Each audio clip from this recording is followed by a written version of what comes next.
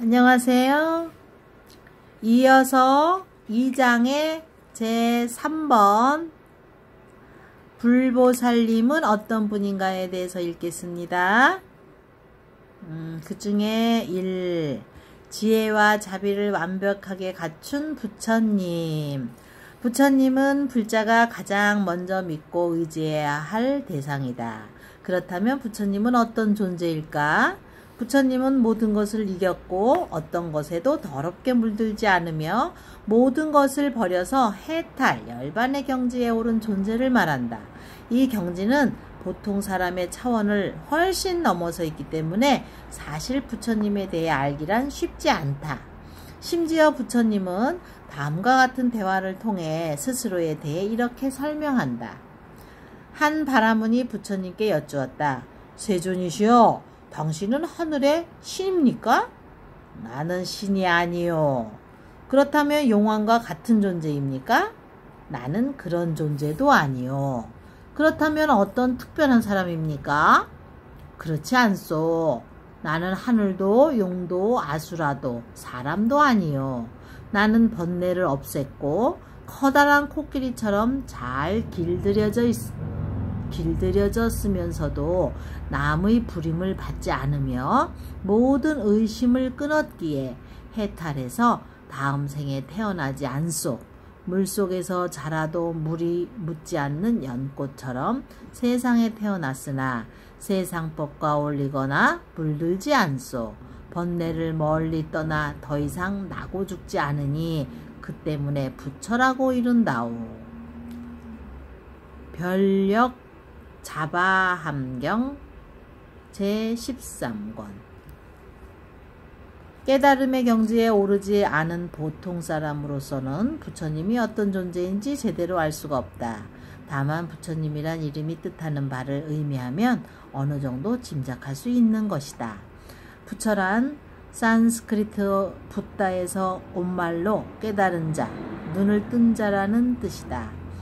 세상이 서로 어떤 관계를 맺고 있으며 어떻게 펼쳐지는지를 환히 꿰뚫어 보는 눈을 가진 자를 말한다.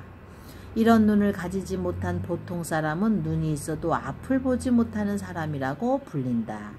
부처님은 세상의 이치에 대해 환히 알고 있는 분이요, 세상의 본질까지 꿰뚫어 있는 지혜로운 분이다. 그리고 지혜롭기만 한 것이 아니라 세상의 모든 생명체를 향해 한없는 사랑과 연민심을 품고 있기도 하다. 이러한 사랑과 연민심을 자비라고 한다. 부처님은 지혜와 자비를 완벽하게 갖췄기 때문에 세상을 살아가면서 더 이상 두려움이나 불안, 슬픔에 빠지지 않는다. 그리고 이런 경지를 무생명에게 알려주기 위해 쉬지 않고 그들을 인도하신다. 부처님이 세상에 나셨다는 것은 아주 커다란 의미가 있다. 아무리 열심히 살아도 행복해지지 않고 잘 살아보려고 애를 써도 괴로움만 커져서 언제나 막연한 불안을 품고 사는 이들이 세속을 뛰어넘어 맑고 깨끗한 경지로 나아가는데 나침반과 같은 역할을 하기 때문이다. 그래서 중생은 부처님을 의지해서 자신도 부처님이 얻은 경지를 얻기 위해 길을 떠나야 한다. 그렇다면 부처님은 오직 한 분뿐일까? 그렇지 않다.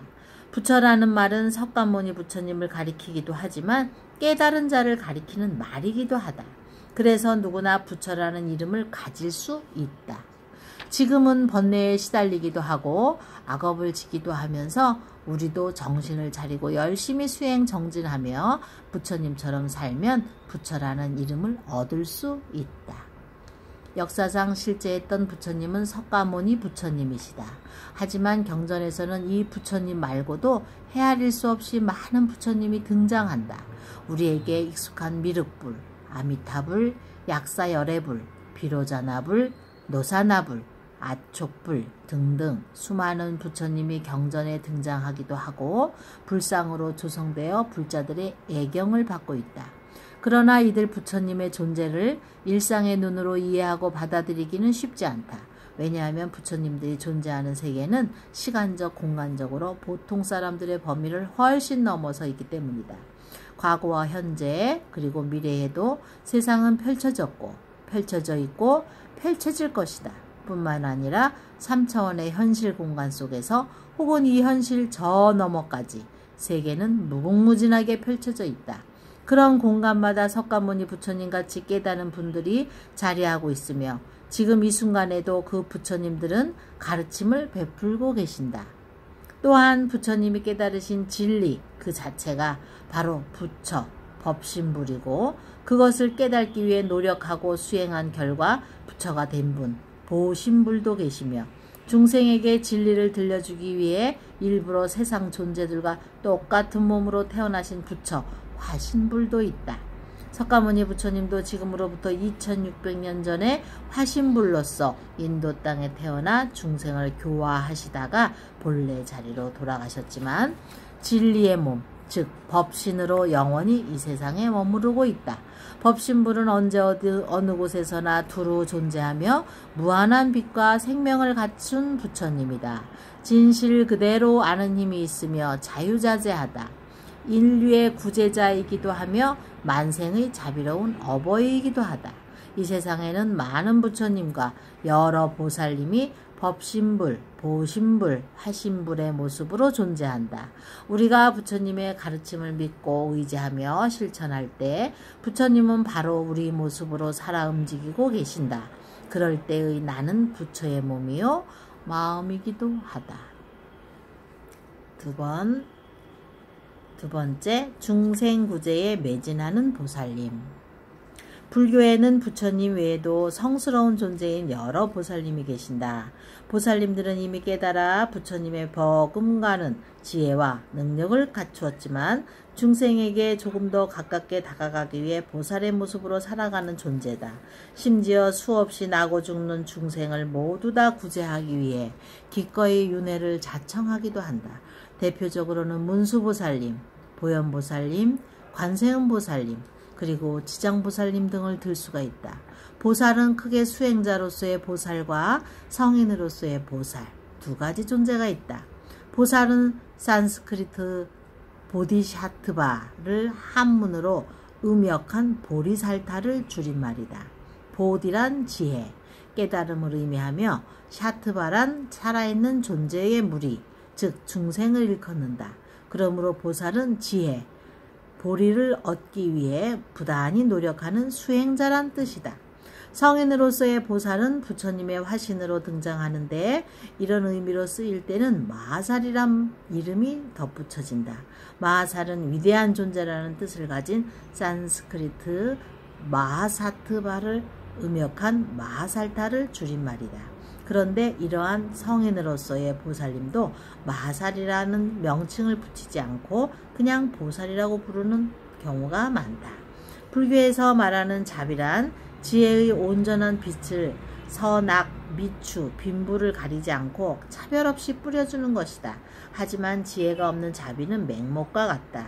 지혜가 없으면 깨달음의 빛 또한 요원하며 어둠 속에서 방황할 뿐이다. 이러한 지혜를 상징하는 보살님이 문수사리 보살 마하살이다. 문수보살은 사람들의 어리석음을 꾸짖어 보리심을 닦게 하는 보살로 이 세상에 머물며 우리를 만난다.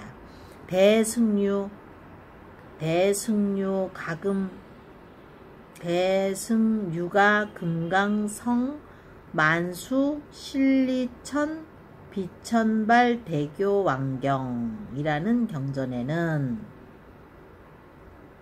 대승유가 금강 성만수 신리천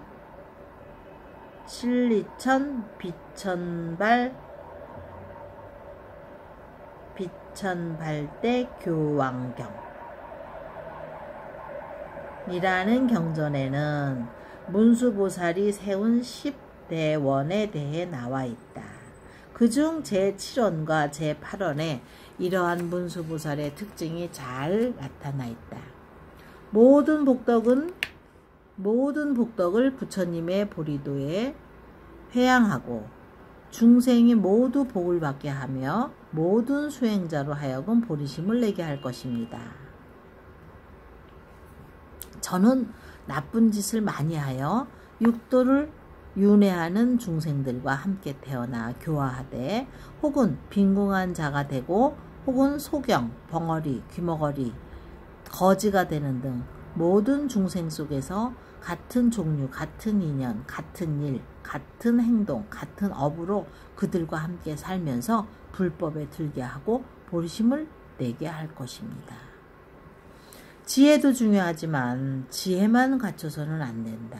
쉬지 않고 진리를 추구하고 무생명을 위해 몸을 낮춰 실천을 해야 한다. 이런 실천 수행을 상징하는 분이 보현보살 마하살이다. 지혜는 실천을 통해서 완전하면서도 탄탄하게 현실에 발을 붙이게 마련이다. 그래서 보현보살은 문수보살과 짝을 이루어 그 무해자재한 지혜를 행동으로 보여주고 실천한다. 특히 보현보살은 험악한 세상에서 법화경을 믿고 간직하는 이를 굳게 보호할 것이라고 다짐하면서 다음과 같은 서원을 세웠다. 이 법화경을 믿어 간직하는 사람이 혹은 걷거나 혹은 서서 법화경을 읽고 외우면 저는 이때 6의 상아를 가진 희고 큰 코끼리를 타고 큰 보살들과 더불어 그가 있는 곳에 찾아가 스스로 몸을 낮추어 그 사람의 수행에 감사하고 그 수행이 훌륭하게 실현되도록 지켜주며 그 사람의 마음을 평안하게 해주겠습니다. 법화경 보현보살 권발품. 비단 법화경뿐이겠는가? 보현보살은 그 사람이 어떤 경전에 의거한 수행을 하건 그 수행이 잘 되도록 도와주며 그 사람을 평안하게 해준다. 또한 보살은 온 세상 무생명을 향한 끝없는 사랑과 연민의 마음을 품어야 하니 이런 커다란 자비의 마음을 품은 보살님이 바로 관세음보살 마하살이다. 관세음보살은 고통받는 중생들의 모습에 크나큰 연민을 느껴 그 고통을 없애기 위해 1000가지 만가지 모습으로 몸을 낮추는 어머니 같은 존재다.